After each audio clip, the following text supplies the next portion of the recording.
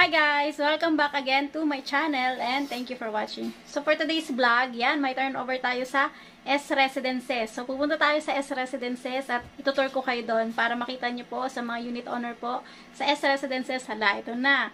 So yung S Residences, yun nga, nasa likod lang siya ng C Residences. At ayun po, ang layout niya kaparehas din sa Coast Residences. May suite A and B. Yan. Yan, so halika na, pumunta na tayo. Excited na ako.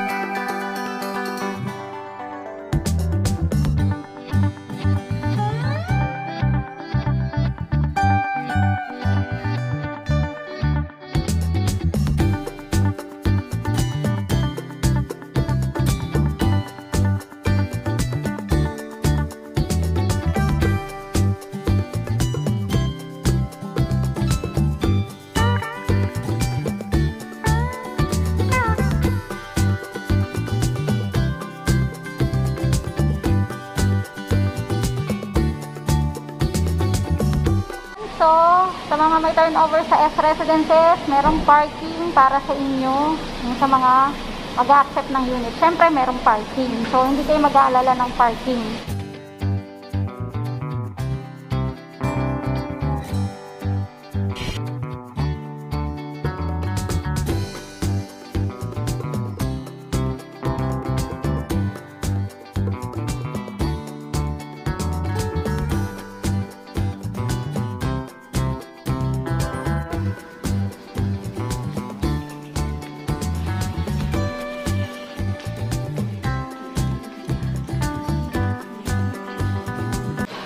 Bakit na tayo sa unit? Yan, exciting!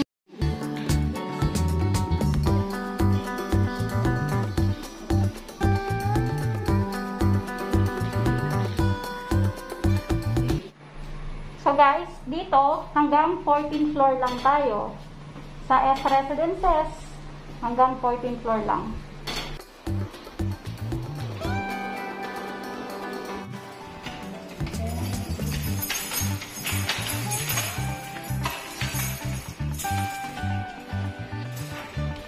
Check na tayo. Parehas lang sa ano, sure yung kitchen. Diba? Tapos ito, may takip yung saksakan doon ba? Diba?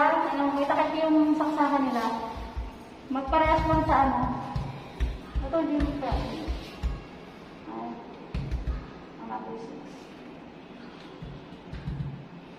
Ayan, meron na. Ulit na. Ulit ito. Pasay.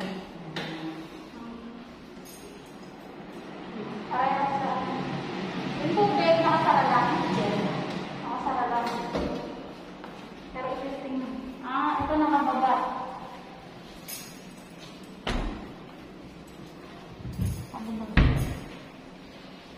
Tapos, ang lababo, tinta ko. Tapos meron na tayong bintana sa S. Ay, bintana. Meron na tayong salamin sa S. Tapos may saksakan na dito ng washing machine, so hindi na kayo may hirapan. Tapos yan, may nakaabang na sa, para sa heater yan, may nakaabang dyan. Sabi nga natin yung room, Suite B. So dito, hindi pa nalagay. Hindi siya kasama sa deliverables mo. Hindi ko muna. Yung ano mo yung palusot mo. So, talaga mo. Parang sa mga nila, Hindi mo. Pwede siya yung tiles ko, pero hindi ko na rin. Pero siya. Later on. parang ano yung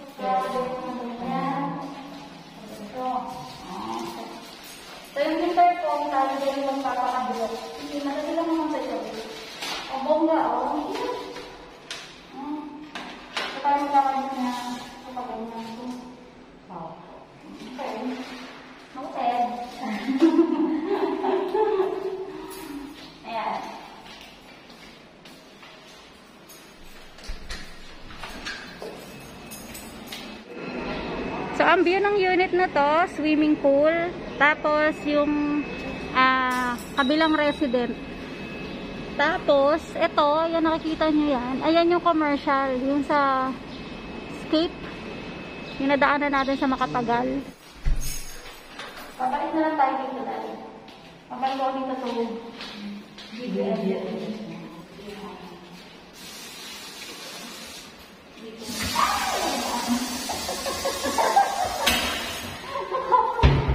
Nagulat ako. Ay na lang yung exhaust ng buti na yung masyadong skandaloso. Oo, doon may ingin. Ako na.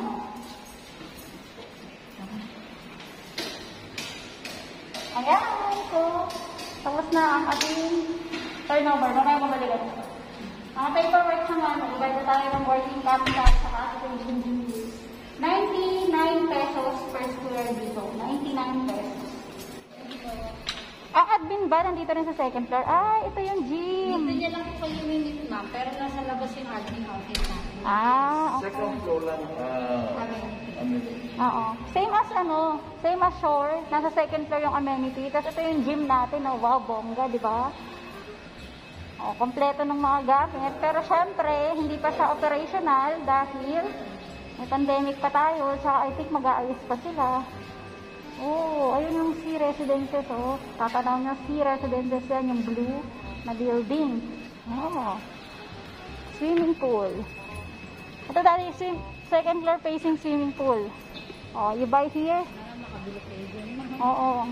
Tapos ito, ang yung swimming pool nila, merong bubong. So, hindi ka maiinitan talaga. Ayan. Hindi kayo maiinitan sa swimming pool dito, ha. Hindi kayo mangingitim dahil may bubong. May poste. May poste sa gitna. Ayan. Divider niya naman, ang kiddie pool. Ito. So, nagdi-divide siya sa kiddie. Yung itong may poste, yung mababaw for kiddie. Okay. Ayan, yung poste. Yung poste ang palatandaan for the kids. Tapos, yung sa kabilang side, ito na, yung malalim na for adults. Ito lang yung swimming pool dito sa Tower 1. Pero yung Tower 2 and Tower 3, meron ding swimming pool. Mag-o-open din yan. Ito, mag-o-open din yan para mag-access sila. Tapos, itong building na to, yung gray na yan, yan yung commercial. Yung Escape, di ba? Yan yung Escape. Takpan yung iba. Lobby? Function room. Function room.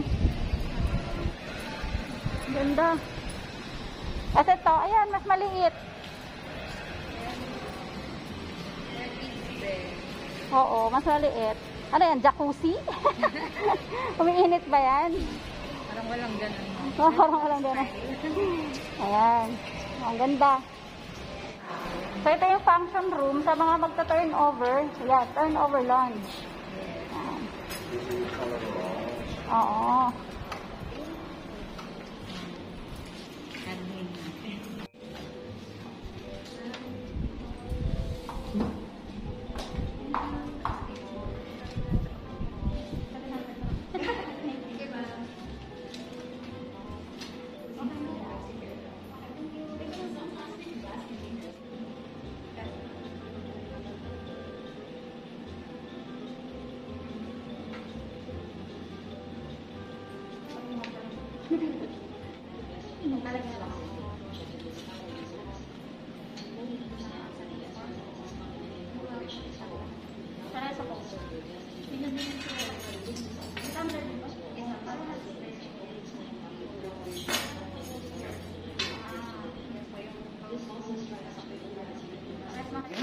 Or you from Hanover?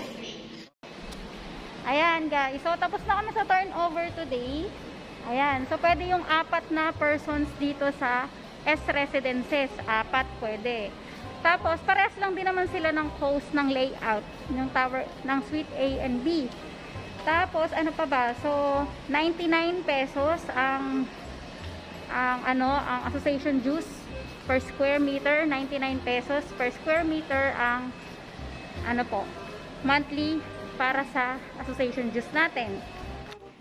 So guys, paglabas ng elevator, Mas malaki yung space dito.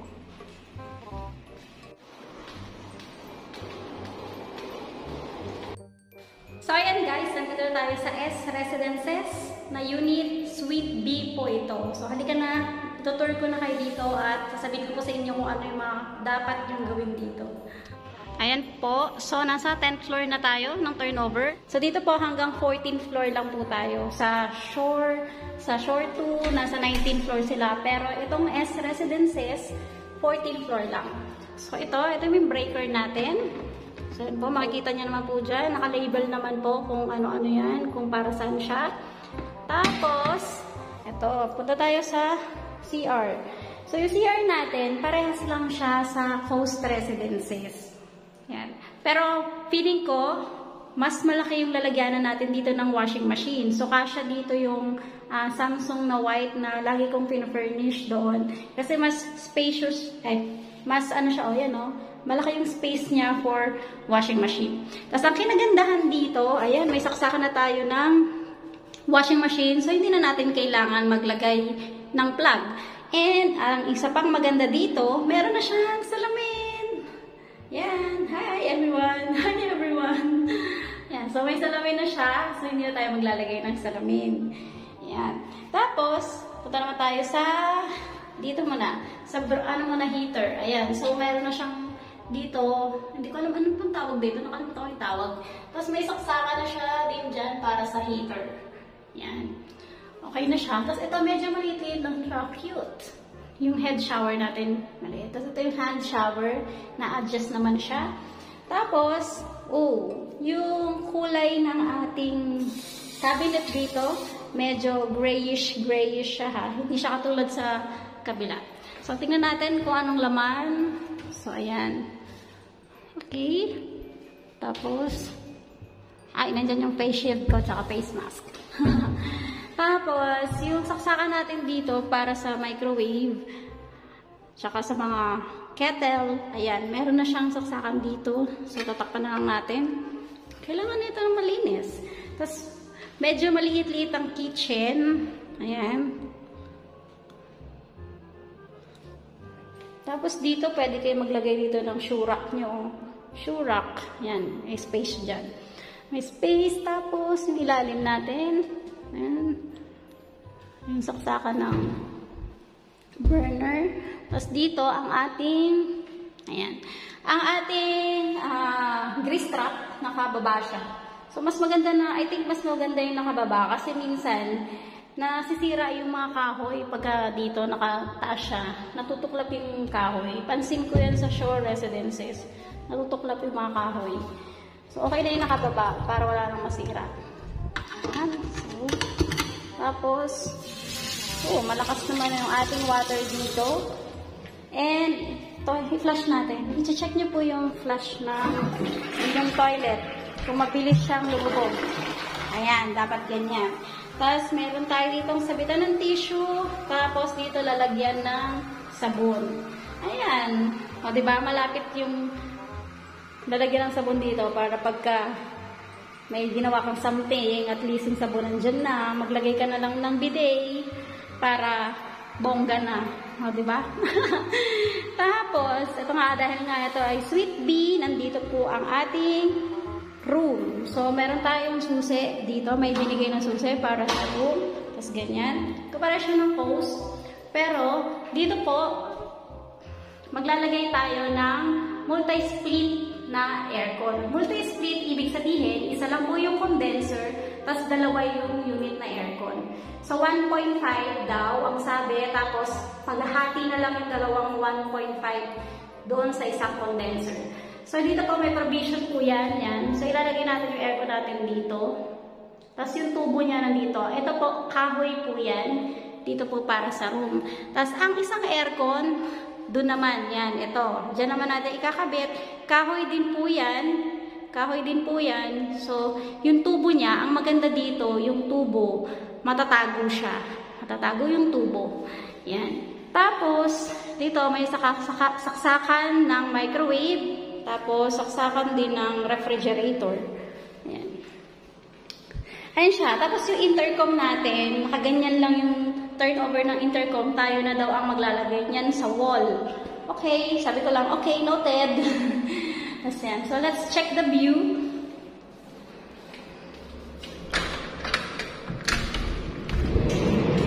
Yan.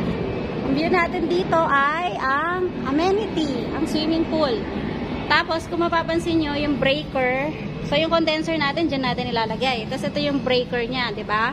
So, nakatago talaga siya. Ito kasi po, kahoy po yan. Ito po. Yan. So, kahoy siya. So, dyan natin ipapalusot yung hose. So, ayan.